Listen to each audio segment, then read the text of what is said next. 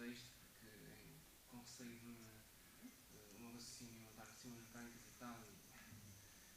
Na verdade, começo a minha apresentação dizendo que não me recordo do tempo em que estive aqui no Hospital São João. Apesar de me lembrar de alguns episódios pontuais e com uma visualização distorcida da realidade, como objetos impossíveis de estarem presentes de uma certa ação, como uma simples conversação em determinado sítio esse onde, aos vossos olhos, seria completamente impossível de eu estar presente, apesar de, para mim, fazer o mais perfeito sentido, a minha memória apenas começa a reter alguma informação concreta e de forma, pelo menos quase, perfeita, a partir da colocação do shunt ventrículo-peritoneal, já no centro hospitalar de Vila Nova de Gaia. Colocação essa que foi efetuada no dia 17 de julho do ano passado. Sublinho, antes disso, apenas me recordo muito vagamente de momentos muito pontuais, e o acidente que tive foi no dia 3 de maio do ano passado. Daí que acontecimentos, situações e mesmo pós-coma que vos possa transmitir foram suportados por relatos da minha família, principalmente dos meus pais. Vou ter o maior cuidado para não me desviar do que realmente se passou. Primeiro, a minha recuperação sempre foi uma incógnita, começando pelo simples acordar, passando pelo acordar para o estado vegetal e nunca passando pelo estado de acordar consciente e com raciocínio algo válido. Mas depois, só para ser diferente, acabei por acordar no momento em que ninguém estava à espera sequer que me mexesse, pois estava com uma medicação que me mantinha em coma bastante forte. E acordei, e pouco depois, pus-me de perna cruzada. Espero que não entendam esta informação como a ideia de que eu sou forte, mas sim apenas por ser uma situação engraçada da minha perspectiva. Uma questão que podem colocar primeiro será como reagi quando fui informado do que se passou? Sim, pois a última coisa que me lembro antes do acidente não foi o embate, mas sim do fim de semana imediatamente anterior que passei fora com a minha família. Portanto, o que os meus pais me dizem é que, ao ser informado do que se passou, limitei-me a aceitar. Provavelmente posso ter ficado um pouco confuso, mas aceitei. Ok, se calhar devido à medicação pesada a que estava sujeito, mas isso são interpretações. Acabei por ter a noção do que se passou comigo, mas é óbvio que me tiveram de me contar várias vezes a mesma coisa, comigo sempre a responder: ok. Reconheci sempre as pessoas que me visitavam, embora não conseguisse fixar o tempo que estavam comigo ou que pudesse ter ocorrido com essas pessoas. Não quero, com esta minha última frase, desvalorizar o que possa ter acontecido com elas. Mas nesta altura o sentimento era, na verdade, um anexo à parte da minha racionalidade. Isto é, limitava-me a sentir, mas não a fixar o que se passava. Dizem-me que estava sempre a rir e a meter-me com as pessoas, puxando-as para a brincadeira. É da minha personalidade. Posso contar-vos um episódio rápido, relatado pela minha mãe. A minha mãe chegou ao meu quarto e, antes que dissesse algo, eu adiantava-me. Que saudades! Pelos vistos, dizia isto com muita frequência. Então, filho, estás bem? Correu tudo bem? E continuávamos a nossa conversa. Até que a minha mãe teve de se ausentar por 10 minutos. E acreditem, estou a aproximar este intervalo de tempo por excesso, pois recebeu um telefonema de enorme importância. Depois desse telefonema, entra a minha mãe de novo no meu quarto e eu, antes que ela dissesse algo, primeiro exclamei com enorme carinho: que saudades! Como se tivesse entrado pela primeira vez. Portanto, fica um exemplo paradigmático, passo a redundância, de que tinha uma memória muito curta mesmo. Em termos físicos, na verdade, tive que começar praticamente do zero. Reaprender coisas básicas como andar ou mastigar a comida. Sempre com o apoio da equipa de enfermagem, especialmente, neste caso, na parte da fisioterapia. Apesar de, infelizmente, pelo meio ter ainda enfrentado uma pneumonia e 2 meningites, englobando também agora a minha estadia no Centro Hospitalar de Vila Nova de Gaia, inconscientemente fui remando sempre contra a maré, mas sempre com o suporte dos meus familiares, amigos, conhecidos, não conhecidos, de Gaia, do Porto, de Portugal, de Itália, de Timor-Leste, enfim, um suporte inacreditável que eu senti. Desculpem-me se estiver a falar de uma forma algo figurativa, mas na verdade a força que passou por mim foi de uma forma muito concreta. Saí dos cuidados dos hospitais a 7 de agosto do ano passado, 3 meses e 4 dias depois do acidente, a 3 de maio, com uma paresia facial profunda, com 55 kg de peso, com alguma dificuldade em andar sem ajuda, fora o meu raciocínio, um bocado débil, mas com muita vontade em recuperar. Iniciou então a minha recuperação fora dos hospitais. Comecei em finais de agosto a minha fisioterapia no Centro Clínico de Gaia. Isto para melhorar os meus movimentos na face e a nível motor, que estavam muito débeis, principalmente na cara. Foram todos os dias, numa primeira fase, reduzindo-se 3 meses depois para 3 sessões por semana até agora. Entretanto, ainda dei uma pausa pelo meio, de abril até setembro. Ainda não recebi alta do doutor responsável pelas prescrições das minhas sessões, mas penso que estou lá muito perto, pois sinto-me muito bem. Com algumas limitações, como é óbvio, a nível da face, principalmente do meu lado direito, mas acredito que possa melhorar com o tempo, devagarinho, com os exercícios de movimentação do meu dia a dia. No entanto, permitam inserir um pouco de boa autoestima, mas penso que estou muito bem. Aliás, cheguei ao ponto em que eu próprio me impressiono com as fotografias antigas de quando saí do hospital e penso: minha Nossa Senhora, quem é este Paulo de virar tripas? Mas a minha vida não se resumiu à fisioterapia. Aventurei-me a regressar à faculdade, com muita ajuda dos meus pais.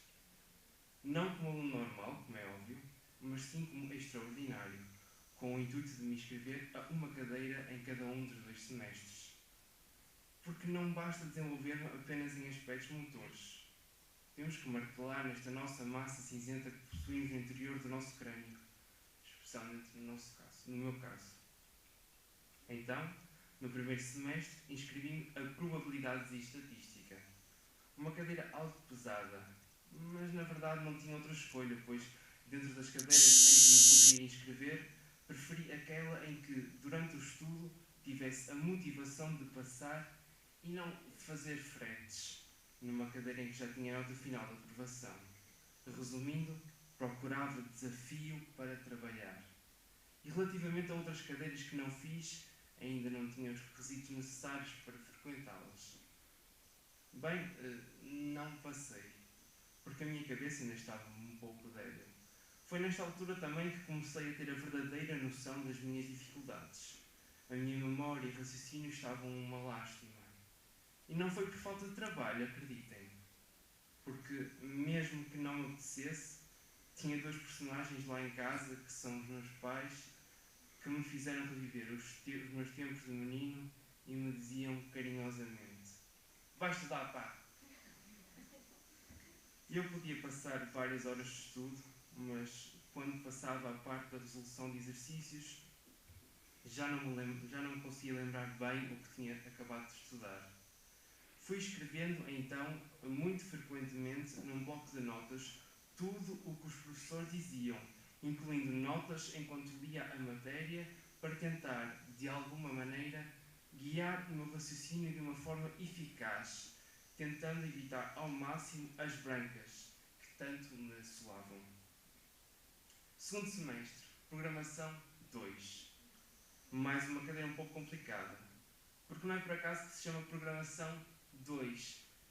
É porque se calhar existe um 1 antes e que o ensino seria contínuo e deveria ter os conteúdos dessa cadeia antecedente frescos. mas eu sou teimoso e pensei, vamos lá embora. Ao contrário do primeiro semestre, tive um bom suporte de professor, para além do que era proveniente dos meus colegas, como é óbvio. Passei mais tempo na faculdade e tive alguns resultados positivos.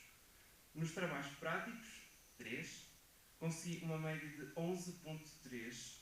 No primeiro mini-teste consegui uma positiva 10. Estava a andar muito melhor, o meu raciocínio estava muito mais rápido devido ao trabalho que vinha desenvolvendo e estava com muitas esperanças de aprovação final à cadeira. No entanto, o meu cérebro, juntando, claro, alguma ansiedade, pregou-me mais uma partidinha e no segundo e último teste, apesar de todo o estudo, a minha resolução estava a dar muitos erros no compilador, fazemos os testes no computador, e bloqueei, não conseguindo resolver muita coisa do teste. Porque, apercebendo-me mais tarde com o meu pai, a verdade é que, em algumas situações, não reconhecia o que eu próprio tinha escrito. Parecia que tinha múltiplos raciocínios ao mesmo tempo e não conseguia filtrar o que realmente interessava. Perguntaram-me se não necessitaria de mais algum tempo para poder resolver o teste. Tenho direito a isso. Mas, na minha opinião, não iria ter diferença alguma, porque iria continuar desesperado para resolver e continuaria a não raciocinar corretamente. Resultado? Acho que nesse segundo semestre não me cingiria ao reprovado, mas sim quase aprovado. O que é verdade e que me dá esperanças de que conseguirei brevemente atingir um nível aceitável e retomar tudo como aluno normal. Este ano continuarei a minha jornada como aluno extraordinário e de novo com a cadeira Probabilidades e Estatística, mas muito mais motivado, disso podem ter a certeza. Vou trabalhar mais? Não digo isso, mas de uma forma muito mais estruturada, relaxada e com menos ansiedade, porque eu sei que vou conseguir. Tenho é que estar calmo e pequei um pouco por isso. Já tive o meu primeiro teste na quarta-feira da semana passada, dia 16 deste mês, mas ainda não saíram os resultados, daí não poder partilhar convosco a minha nota. Mas arrisco dizer, correu-me bem. Bem, nós estudantes bem sabemos que o correr bem tem aquela ambiguidade maldosa. Correu-nos bem a resolvermos os exercícios corretamente ou correu-nos bem a fazermos uma bonita atrapalhada. Mas eu, neste momento, acredito no polo positivo dessa ambiguidade. Vamos lá ver. Por fim, por favor, deixem-me dar aqui um profundo agradecimento. Primeiro, a Deus, que me deu esta bonita prenda que é a vida. Não apenas a vida, como também a consciência como eu a tinha, de ter de novo a possibilidade de conhecer, cumprimentar, abraçar e beijar os meus familiares, amigos, conhecidos, de sentir a felicidade. À minha mãe e ao meu pai, professora Teresa Vieira e professor Artur Vieira, pela paciência de aturarem as minhas irregularidades, de me empurrarem de forma a ajudarem a alcançar os meus objetivos, de me ensinarem a viver com todo o seu amor. Aos meus irmãos, Filipe e André, continuaram por mim também a demonstrar a sua força de superação e a espalhar o seu brilhantismo na escola, no conservatório, em todo o lado. A todos os outros membros da minha família, fantástica família, que sempre lá estiveram, como podiam, pessoalmente ou espiritualmente. À fantástica equipa que me acompanhou aqui no Hospital de São João, o ponto vital da minha recuperação, da minha perspectiva. Doutora Celeste Dias, Doutora Eduarda Pereira, Doutora Elizabeth Monteiro, Doutora Isabel Maia, Doutora Silvina Barbosa, Doutora Sofia Silva, Doutor Paulo Figueiredo, o meu anjo da guarda, aquele que providenciou a assistência médica que necessitava logo após o acidente, devo também a minha vida a ele.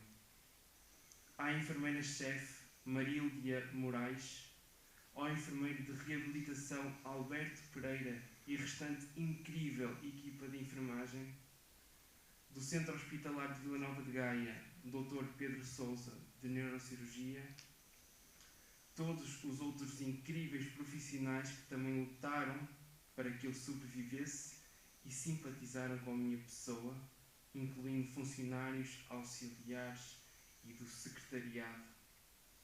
Por último, e não menos importante, à minha fisioterapeuta, Joana Sousa, do Centro Clínico de Gaia, que teimou na minha recuperação, sessão após sessão, com quem acabei de estabelecer uma ligação de amizade e, com algumas turras um com o outro, o resultado é o que está à vossa vista. Não vos quero tomar mais tempo, apenas quero acentuar uma palavra-chave deste inteiro monólogo. Acreditar. É preciso acreditar. E se eu não acreditasse, se toda esta brilhante equipa acima descrita não acreditasse, se toda a gente que me rodeia não acreditasse, não sei não. E acreditando, há milagre. Há vida, pensando no meu caso, houve vida. Em suma, estou a viver. Estou feliz e emocionado. Muito obrigado.